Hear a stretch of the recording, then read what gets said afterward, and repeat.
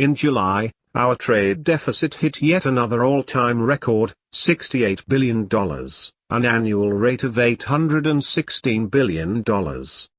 Imports surged to $188 billion for the month, as our dependency on foreigners for the vital necessities of our national life ever deepens. China's trade surplus with us was $19.6 billion for July alone, moving toward an all-time record of $235 billion for 2006, the largest trade deficit one country has ever run with another. Our deficit with Mexico is running at an annual rate of $60 billion. With Canada, it is $70 billion. So much for NAFTA. With the European Union, it is running at $160 billion.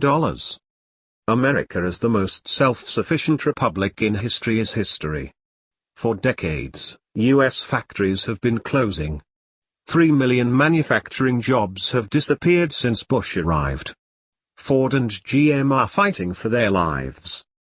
Bushites boast of all the new jobs created, but Business Week tells the inconvenient truth: since 2001, 1.7 million new jobs have been created in the healthcare sector. Meanwhile, the number of private sector jobs outside of healthcare is no higher than it was 5 years ago. Perhaps most surprising, writes BW, information technology, the great electronic promise of the 1990s, has turned into one of the biggest job growth disappointments of all time. BU's INUS is at the core of the information economy. Software, semiconductors, telecom and the whole gamut of web companies have lost more than 1.1 million jobs in the past 5 years. Those businesses employ fewer Americans than they did in 1998, when the internet economy kicked into high gear. Where did the high tech go? China. Beijing's #1 export to the United States in 2005, $50 billion worth, was computers and electronics. If Americans are the most efficient workers on earth and work longer hours than almost any other advanced nation, why are we getting our clocks cleaned? Answer: while American workers are world-class, our elites are mentally challenged.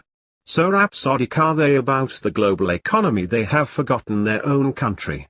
Europeans, Japanese, Canadians and Chinese sell us so much more than they buy from us because they have rigged the rules of world trade. While the United States has a corporate income tax, our trade rivals use a value-added tax. At each level of production, a tax is imposed on the value added to the product. Under the rules of global trade, nations may rebate VAT levies on exports, and impose the equivalent of a VAT on imports. Assume a VAT that adds up to 15% of the cost of a new car in Japan. If Toyota ships 1 million cars to the United States valued at $20,000 each, $20 billion worth of Toyotas, they can claim a rebate of the VAT of $3,000 on each car, or $3 billion. A powerful incentive to export. But each US car arriving at the Yokohama docks will have 15% added to its sticker price to make up for Japan's VAT. This amounts to a foreign subsidy on exports to the United States and a foreign tax on imports from America. Uncle Sam gets hit coming and going. It is as though, after firing a round of 66 in the Masters, Tiger Woods has 5 strokes added to his score for a 71, and 5 strokes are subtracted from the scores of his rivals. Even Tiger would bring home few trophies with those kind of ground rules.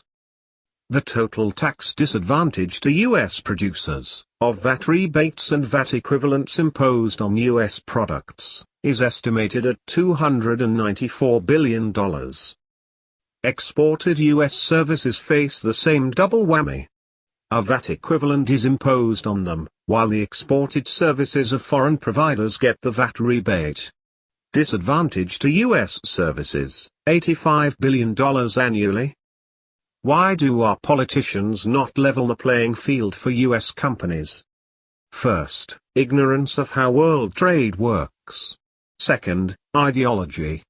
These robotic free traders recoil from any suggestion that they aid U.S. producers against unfair foreign tactics, as interfering with Adam Smith's invisible hand, which they equate with the hand of the Almighty. Third, they are hauling water for transnational companies that want to move production overseas and shed their U.S. workers. How could we level the playing field? Simple. Impose an equalizing fee on imports equal to the rebates.